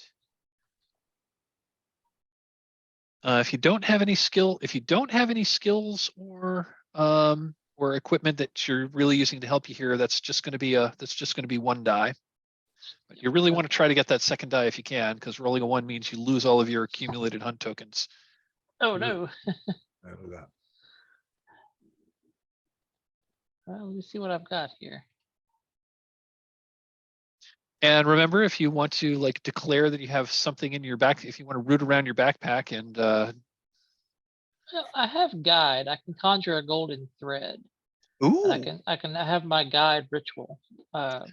Show me Ooh. something. Show me something valuable. you can 100% do that. If you want to cast, now remember, casting a ritual, it does require a risk roll. Okay. But we haven't had any. I think we've only had 1 risk roll thus far. Okay, so it'd be risk instead of hunt, or So yeah, well, this this is going to be casting a ritual is going, and if it's successful, it's going to like lead you to some place. It's going to lead you to a treasure. okay. I think that's that sounds like what you're trying to do with this ritual is Right, yeah, okay. it's going to lead you to something that's valuable. But what could go wrong here? You are invoking dark magic. Yeah, I didn't specify what kind of valuable or who it would be valuable to. So maybe it could be something about this Malfast or That's true. You could yeah. find something valuable. So yes, what could go wrong is it could lead you to something that's not necessarily valuable to you. Yeah. Or good valuable. Again, Something valuable to mechanics-wise, Malfast. It would be, you know. with a risk roll, I could help her, correct? You can assist with a risk roll. That is true. There is a help roll. I and the way just the thought help- about maybe like, because she's not as much hunting skills, I could somehow help with, like, I'll hunt, I could just like really start to kind of like where she starts to lay her threads out. Like I start to like look around and try to be real. You can't because with when you cast a ritual, you do need to include a dark die in this. So you can only help in a risk roll that includes a dark die. And the way the help roll works is either before or after the dies, the risk roll is rolled, you throw one light die, and the person making the roll can look to your die as when they're trying to figure out which is the highest die rolled. But if your light die matches their Right. dark die, your ruin goes up. Right. I was thinking kind of, especially with the events that just happened at the shrine, like realizing that there's this demonic presence here, that Talia is definitely feeling much more pushed back against her own, like just own fears. And so like her reliance on the spirit of the wolf is even stronger. Like she's just kind of like she realizes that there's the only way that she's going to fight an evil entity is with another entity. So nice. She's going to try to draw some wolf power. Okay. So yeah, I think I think what could go wrong here is that your guide spell is guiding you to something that is like dangerous.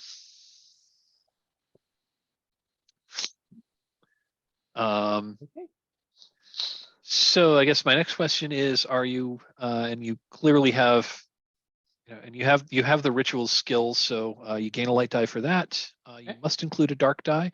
Would you be interested in accepting a devil's bargain? Sure. Always. Good No answer. Good matter- answer.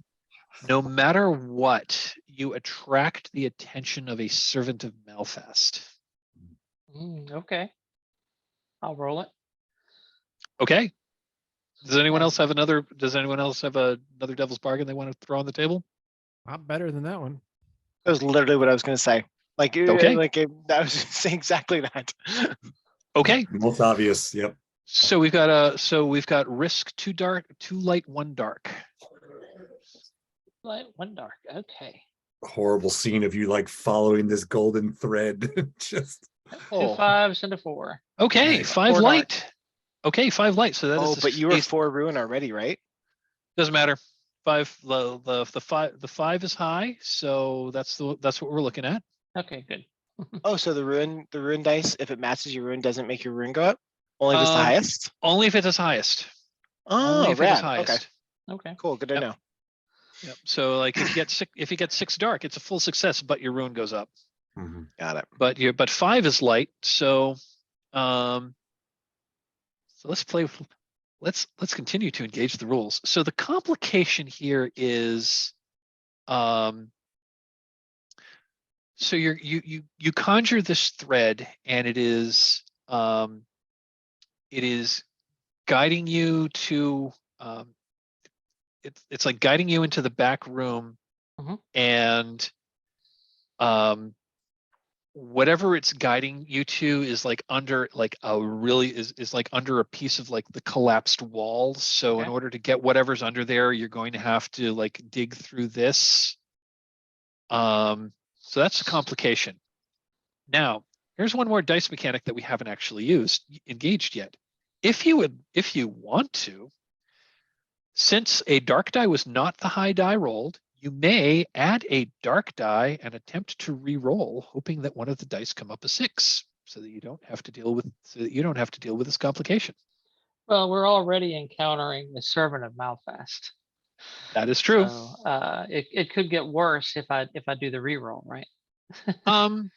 Yeah, you could, yes, you could, yeah, you would throw out this this result and you would get whatever this other result would be, which would be Whatever I too light, too dark.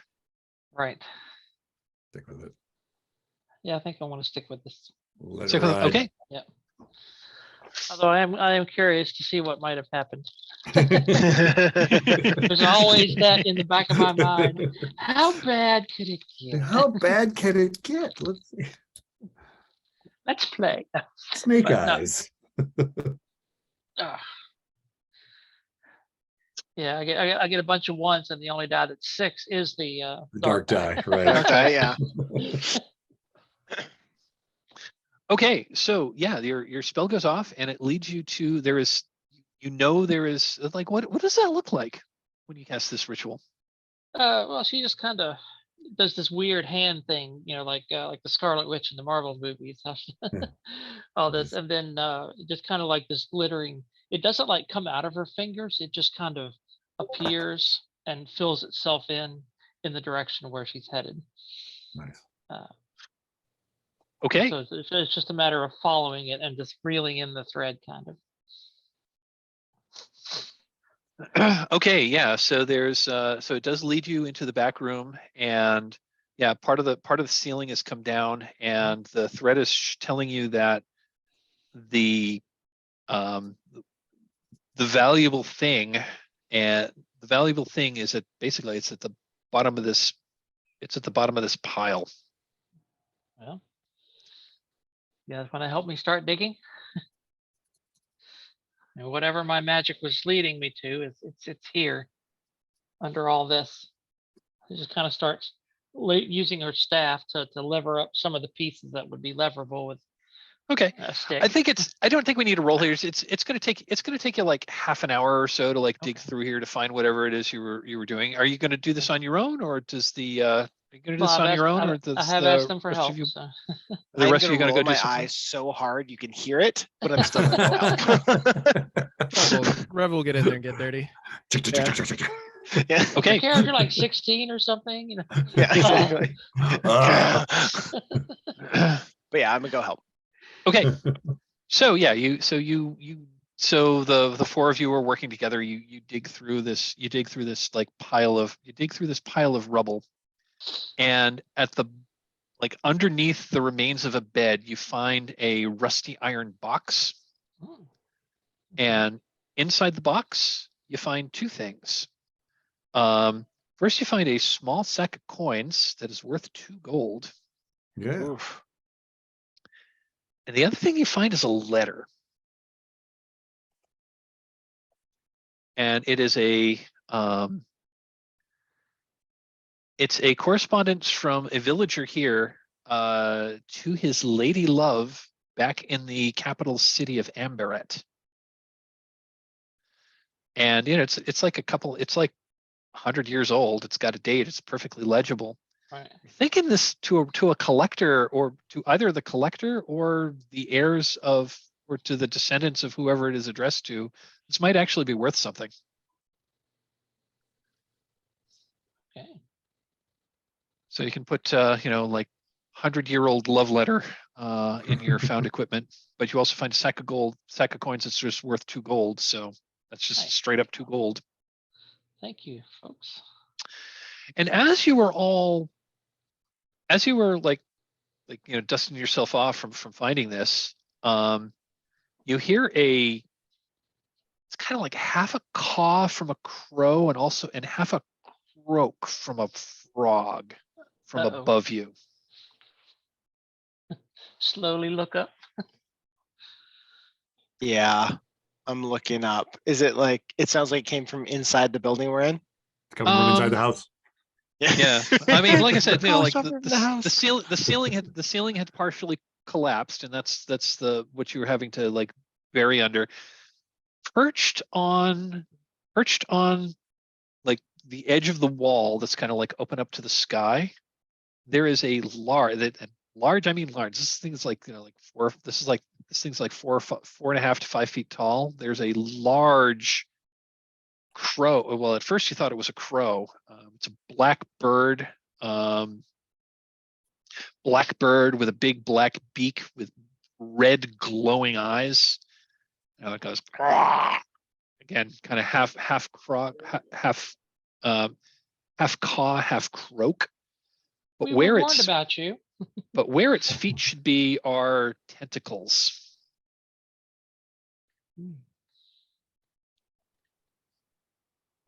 Does it look aggressive, or is it just looking at us? I mean, I huck my It's- spear at it. okay. These creatures And I are was gonna responsible say for the it- destruction of the village, so I think they're hostile. I was going to say it's it's looking at you, and it is it starts flapping its wings and nope. Nope. tries to like flutter down toward you. Nope. What are you doing?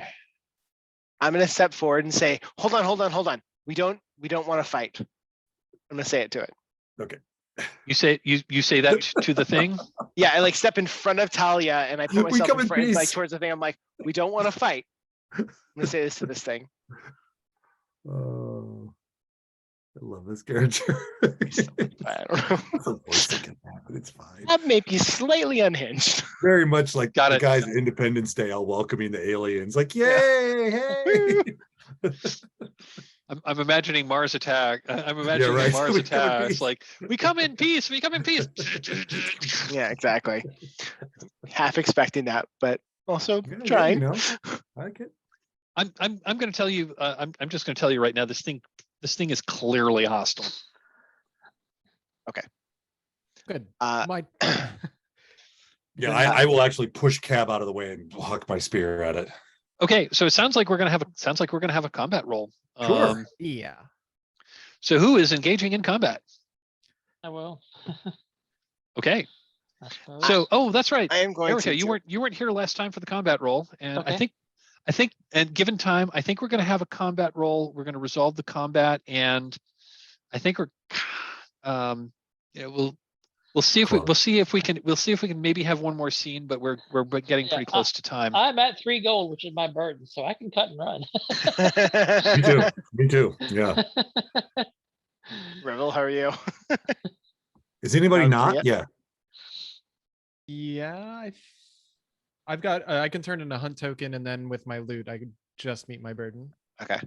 Yeah, that's true. If you're going to go back to town, you want to like if you can burn all your hunt tokens and get gold, and then you could go back to town, and then at some point we could conceivably, if we I'm wanted to. kind of like, curious reconvene. to see how combat works. So Yeah, absolutely. It's Okay. wild. So Yeah, here's it's a how. cool So system. here's how combat works. So for everyone who is engaging in the combat, tell us how you are engaging. You must have a weapon of some sort that's appropriate to the sort of combat you're engaged in. like a spell, I have spells that can be used to attack. That would be applicable. Or... Well, if you're going I'm to gonna use a use spell too, just FYI. if you're going to use if you're going to use spells using spells in combat, it's a little different. But if you're going to actually engage in like spells in combat work a little differently. Okay. But if you're going to just like straight up like engage in combat, like with weapons, the way it works is tell us how you are attempting to defeat this monster. Also tell us how you are vulnerable in this combat. So the first thing you do is you roll a weak point, which is you roll a d6, you just roll one light die and you set it aside. Then once everyone has declared how they are vulnerable and how they are attacking, we have a combat roll. Everybody who is engaged in the combat, for every player that is for every character that is engaged in the combat, we roll 1d6 in a combined combat roll. So if all 4 of you are fighting, we'll do a combat 4. So we'll be rolling 4 dark dice. We will add the 2 highest dice that come up together, and we'll compare that against the monster's endurance score. Because monsters have an endurance score of between 3 and 12. So if the 2 highest dice together equal or exceed the monster's endurance score, you have defeated the monster. However, We'll also look at the individual dark dice that come up in the combat. If any of the dark dice that come up in the combat match your weak point, you have been injured in the combat, and your ruin goes up by 1 for each one of those. Like, for example, if you roll weak 3 and 2 3s come up in the combat point, your ruin would increase by 2. You can avoid the ruin in combat by marking a piece of armor. Marking a piece of armor means you avoid any damage that you would have taken in this round. So if you defeat the monster in this round, cool, combat's over. If you did not and you wish to continue fighting, you can. You continue fighting. We add an additional dark die for every additional round of combat. We'll add an additional dark die to the combat roll. So the second combat roll would be combat 5, but you keep the same weak point. Make sense? Sure. Okay. And for spells, like if we're going to use spells then to attack. I wasn't planning to melee or anything. I was,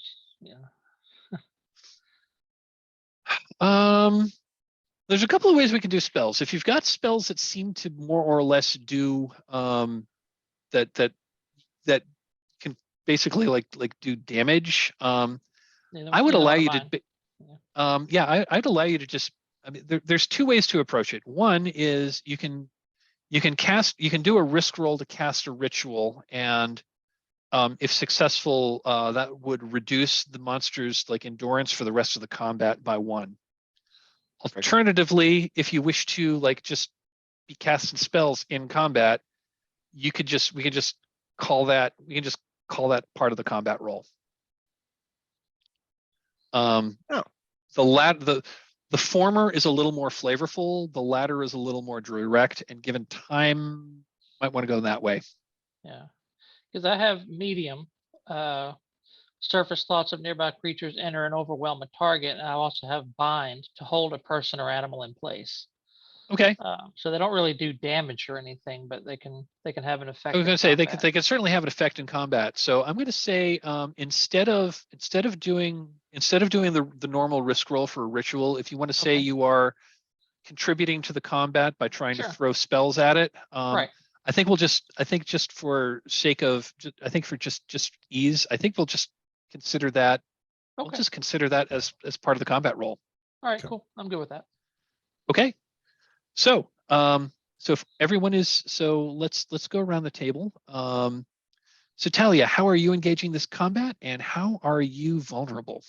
I am with all of my force and with a howl. I just like throwing my spear at this Cthulhu, and then probably just like, because I'm leaning in with such just intensity, I'm probably close enough the tentacles can grab me. I love it. Cab, how are you engaging in this combat? I want to step forward and I want to unleash just a swarm of bees at this thing, just coming out of everywhere, in every window, just like coming in on this thing. Bees. Love it. Not the bees, not the bees. Also, before we roll, awesome. I'd love to say something to this thing when it happens. So just FYI. Awesome. Cool. And how are you vulnerable in this combat? I am completely just sucked into this thing. So like, I think I wouldn't even notice if it did attack me. I'm so concerned with I'm in my own head with this. Got it. I mean, the other thing you could say is like, well, the bees are not the bees you summon are not terribly discerning, and you're damaged that way. That's true. I like that. They're servants of Malfast as well. That's right. No. Could be. The bad bees. I mean, magic can backfire anyway, even with a regular risk roll. Right. Yeah, that's true. That's perfect. Okay. Sarah, how are you engaging in combat, and how are you vulnerable? Mostly with the binding. For those who are who are going to be engaging in melee, try to hold it still so that they'll have a better chance to attack it. Nice. And Okay. I am vulnerable because that kind of ritual is it's taking a lot of my concentration. So I too am kind of still So if this doesn't work out right, I'm an easy target because I can't evade or dodge easily. Love it. And Revel, same question. How are you engaging in combat and how are you vulnerable? Great sword. It's not clean and graceful, but it gets the job done. But he's vulnerable because this is all still taking place in very cramped quarters, like the cottage and Yep. the immediate area around it. And so it's a big weapon, and the risk of him like going for a swing and just like catching a wall is very real. Okay. I love it. Or for Okay, a so vulnerability, one of us could be allergic to bees. if everyone It's like looks kill like anyone. looks like Cab has already rolled his weak point, if everyone else could please roll their weak point. That's just a regular roll. Or, oh, wait a Yeah, minute. there's a weak roll. So if you just Oh, there it is. See it? All right. Pretty good 6144. Okay. Yeah. So now who wants to do the honors of the combat roll? Before we roll, can I just say, like, Cab, as he gets pushed out of the way from Talia, and then he has this moment, and then he reaches out his hands and he says, I thought you might be worth believing in. I was wrong. And then I just want to let the bees all go. I love it. Okay. I love Okay, it. it's fine. That's it. Yeah. I think that's epic enough that why don't Vyrrk, why don't you do the honors of the combat roll? So if you could do combat 4, Awesome. let's see what happens. Okay. You're gonna totally roll a bunch of ones. You're gonna just roll a bunch of ones. I'm gonna probably roll all 6s is what I'm gonna do. It's just gonna kill me outright. Okay, 4 dark rolling. I did roll 4.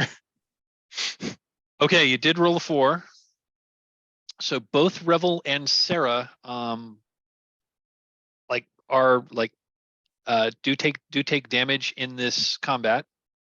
And you have not defeated this Crothulu. We're on the round. I like the idea too that like maybe the damage for Sarah was the great sword. I was gonna say, if you want to say like, so tell us how you tell us like so both Revel and Sarah's ruin goes up by 1, and tell us how you got damaged in this fight. Yeah, I could maybe took a wild swing from the greatsword. I'm okay with that. Okay. Just kind of knock, well, maybe not, because a greatsword would inflict a lot of damage, I think. So maybe it didn't really hit me, but in trying to back away from it with my limited mobility from the spell, I just kind of stumbled and fell, maybe into some broken wood, and got some cuts or from that. The room is also full of bees. So There's it could also be full of bees. Not the bees. And Revel, what happened to you in this combat? Revel wades into a cloud of bees and has to like put his arm up to sort of keep his face protected, and loses sight of the monster for a minute, and one of the tentacles comes out and tries to get him across the chest, but his armor takes the blow. So I will mark. Okay, off. you're gonna mark your armor to avoid the blow. Yeah. Perfect. Yep. Sarah, if you have, it looks like you do not have armor, so yeah, you do I have do to not take have the blow. armor. Okay, Old school wizard. Yep. there we go. Okay, so one other thing I need to point out for the combat rules is if someone wishes to disengage from combat, you can, no problem. You can back away and get away. However, you must give your weak die to somebody else. Oh no. Oh, that's awesome. That is That's a fantastic That's a mechanic. great I love mechanic. that. I gotta go, guys. I gotta go. Yeah, I love it. peace. I love it.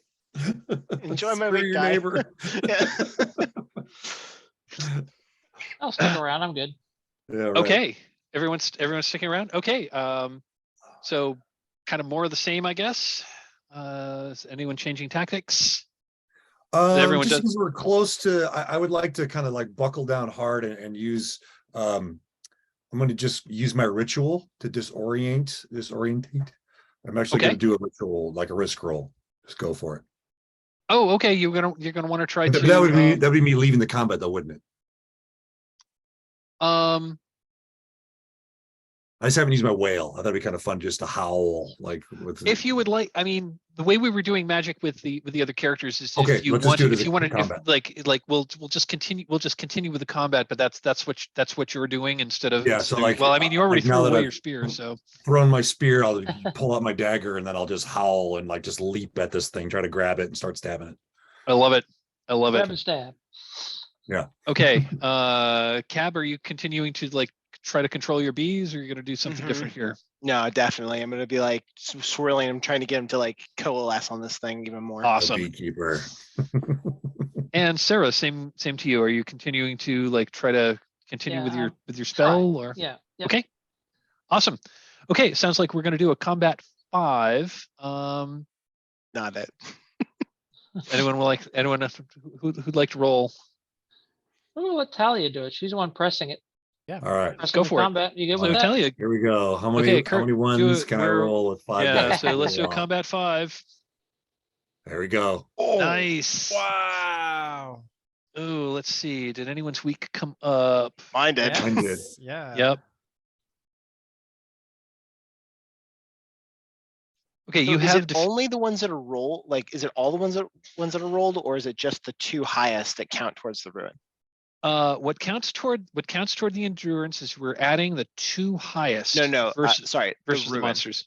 The ruin. So like, I Oh, had a any 6 dice. weakness. Any dice I think counts. so. Any dice that match your weak point will increase your ruin Combat score. is messy. Yeah, And I like danger. it. Okay. It's Brutal. deadly.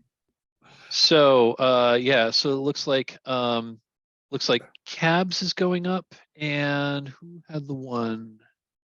Hell yeah. Talia So is going Talia up. will like the tentacles will kind of just grab a hold of her wolf pelt and rip it off of her body. So I'll use that as my armor. Ouch. Oh, okay. So you're marking your armor. Excellent. And same when this tentacle comes for me and it like hits me, it looks like it would just like rip right through my robes, but you watch as all my robes runes flare to life on them, Nice. and it bounces off of it. Okay, And go that's ahead. my armor. Go ahead and mark your armor. I didn't know you had magic duds. Oh yeah. Show me how to And do you that. have okay, you have, and like tell us how you, and like let's just play out the scene. How do you defeat this crow, how do you defeat this Cthulhu? If I may speak first, I was casting the binding ritual. So, after being knocked off balance from the wild swing of the great sword and, getting out from underneath the rubble that she fell into, she's just kind of like down on one knee, holding the spell, and it finally does go off. And this glittering aura appears around the creature and holds it steady while the rest are able to move in and do what they need to do. So that we can, I'll let you guys Nice. have the glory of actually Nice. finishing it off.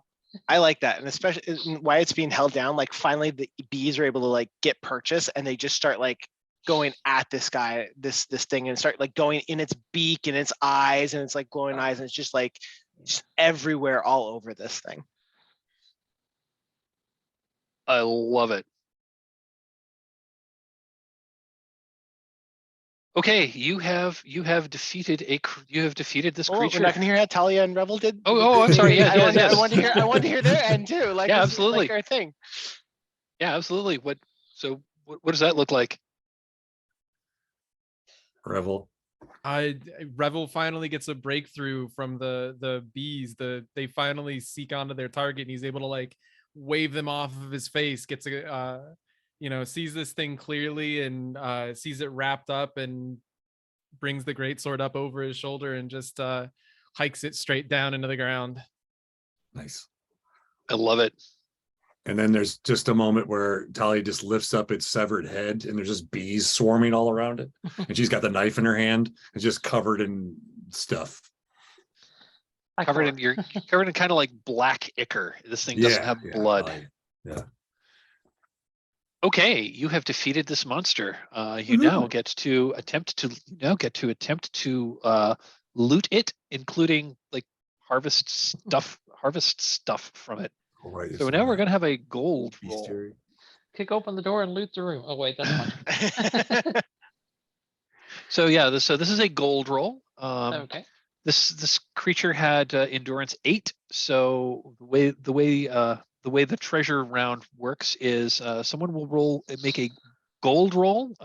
You roll a number of gold dice equal to its endurance, or equal to its final endurance when you defeated it. Its endurance was 8. So someone needs to roll gold 8. For every 6 that comes up on the gold roll, you find something that's worth a gold. Okay. Cool. I've already got it entered in, so I'll roll if you guys don't mind. Yeah, go for Go it. ahead and go gold 8. You found 1 gold. Yep. Better than 0. So what did you so I'm going to ask you, what did you find? This could be like, you could like harvest parts of the monster's body, or or maybe it had some other treasure, or Demonic crow thing. They, as part of the body of the crow, they have a little gold crown. And Nice. that once it is beheaded and defeated, the indicator that it has died is that crown falls from its body, Nice. falls from its I love head, it. and rolls across the ground.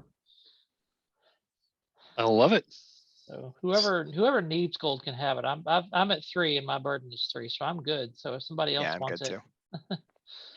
I don't mind sharing. I think we're all at or above our burden, so take it. Yep. Okay. All right. So I'll be at 4 then.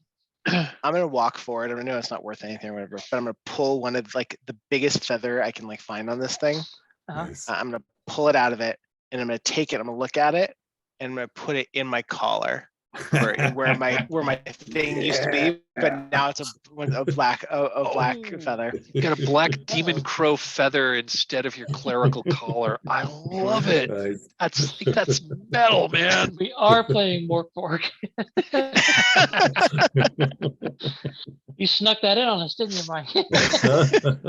I think Curt started it, really. Yeah, right. I We mean, just you all helped. followed You suit. helped with the cornucopia full of that was decanting Right. Oh, yeah, skulls. that's true. Yeah.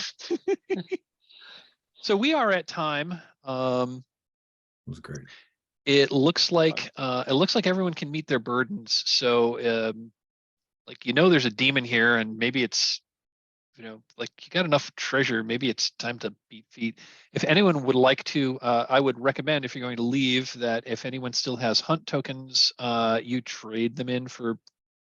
You can basically just.